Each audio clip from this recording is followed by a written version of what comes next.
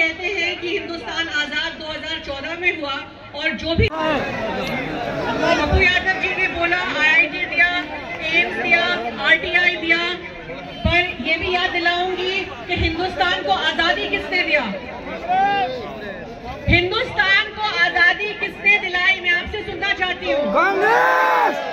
तो यही सबसे पहले ये कहूंगी, आज आप सबको गणतंत्र दिवस की बहुत बहुत शुभकामनाएं।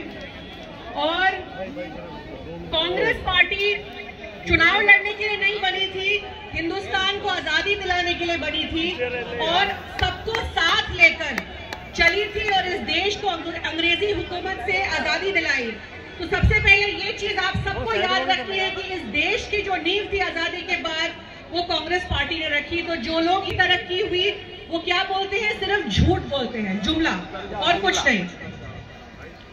धर्मनिरपेक्षता, समानता, विविधता, अनेकता में एकता, यही सिद्धांत, यही इस देश की पहचान है। और कांग्रेस पार्टी वो पार्टी है जिसने हमेशा सबको साथ रखा है। अगर मोदी जी आके बोले सबका साथ सबका विकास, तो मैं आप सबको यहाँ पूछना चाहूंगी कि आप लोगों का पिछले 10 वर्ष में कोई विकास हुआ? 10 वर्ष से आम आदमी पार्टी यहाँ दिल्ली में है, आप लोगों की जिंदगी में कोई फर्क आया? जितना हम देख रहे हैं तो हमको यही लग रहा है कि एक थी दिल्ली वर्ल्ड क्लास राजधानी बनने की राह पे 15 वर्ष, 10 वर्ष शीला दीक्षित जी की सरकार थी, कांग्रेस पार्टी की सरकार थी, आपके पास हारून भाई की तरह मंत्री थे और दिल्ली चल रही थी उस राह पे कि एक वर्ल्ड क्लास कैपिटल सिटी बने, राजधानी बने, जिसको पूरी दुनिया देखे।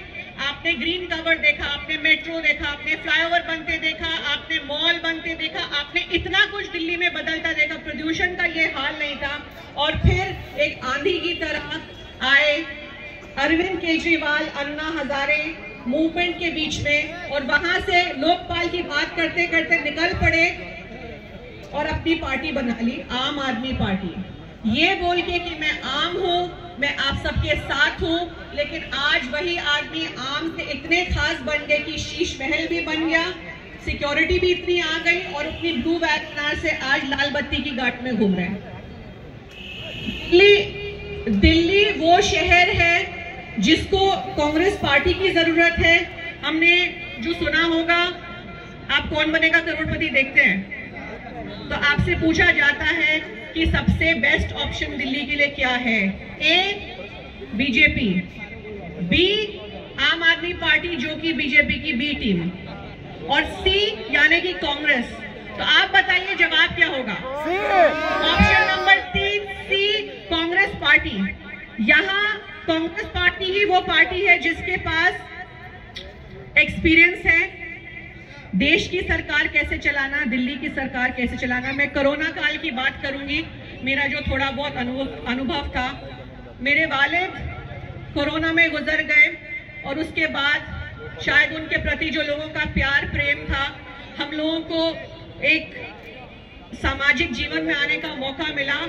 और डेल्टा जब आया कोरोना का, जहां लोग दिल्ली में मर रहे थे, ऑक्सीजन के लिए तड़प रहे थे, हॉस्पिटल बेड के लिए तड़प रहे थे, हम लोग अपने घर से बैठ के लोगों से जब मदद मांगते थे, तो मैं आप लोगों को बताना चाहूंगी कि कांग्रेस, युवा कांग्रेस के जो लड़के थे, दौड़ते थे, जाते थे अस्पतालों में, जहां जहां उनको जरूरत पड़ती थी खून देते थे, प्लाज्मा देते थे। मैं उनको बोलती थी कि आप लोग बताएं, क्योंकि आम आदमी पार्टी का कोई नजर वहां नहीं आता था।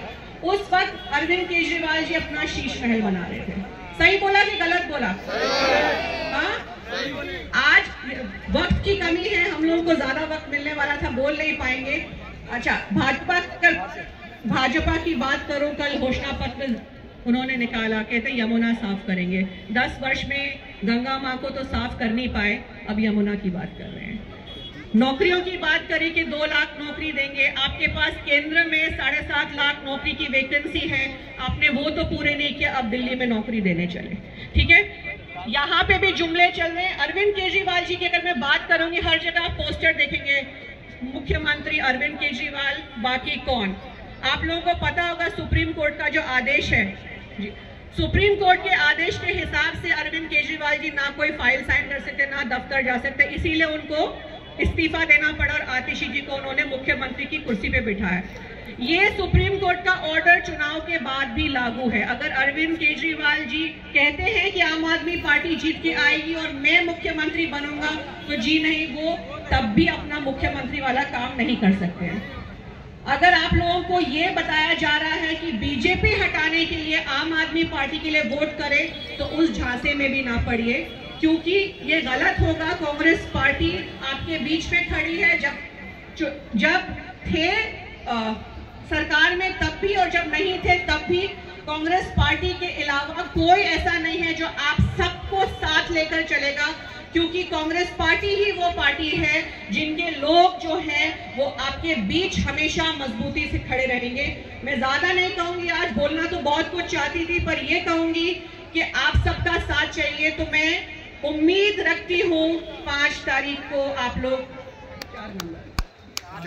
4 नंबर का बटन दबाएंगे, भारी से भारी संख्या में वोट करने जाएंगे, एक भी वोट जाहिर होने नहीं देंगे और हारून भाई को आप लोग मजबूती से जिताएंगे ताकि वो फिर से विधानसभा में आप सबके बीच में पहुंचे। मोहर लगेगी, मोहर लगेगी, मोहर लगेगी। हारून यूसुफ साहब, हारून यूसुफ साहब, कांग्रेस पार्टी, राहुल गांधी। एक चीज और यहाँ पे बीच में बोल रही हूँ, देखिए, जब मैंने सबके साथ की बात करी, मेरे वालिद 27 साल की उम्र में सांसद बन के इंदिरा जी के साथ काम किया, राजीव जी के साथ काम किया, सोनिया जी के साथ काम किया, राहुल जी के साथ काम किया। एक मुसलमान को इतना पद मिला, ऐसे बड़े बड़े जो डिसीजंस होते थे उसमें हिस्सा लेने का उनका मशवरा लिया जाता था। आज हमारे कांग्रेस पार्टी के अध्यक्ष एक दलित हैं, ठीक है, आप समझिए कि इसको बोलते हैं सबका साथ, सबका विकास, सबको साथ में लेकर चलना। तो ये बात आप याद रखिएगा कि यही वो पार्टी है जो आपके साथ हमेशा खड़े रहेगी।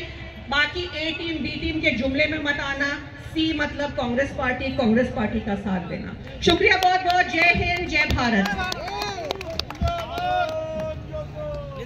आप सब लोग इतनी बड़ी तादाद में यहाँ मौजूद हैं और मैं समझता हूँ इतनी बड़ी तादाद में जो आप यहाँ मौजूद हैं, तो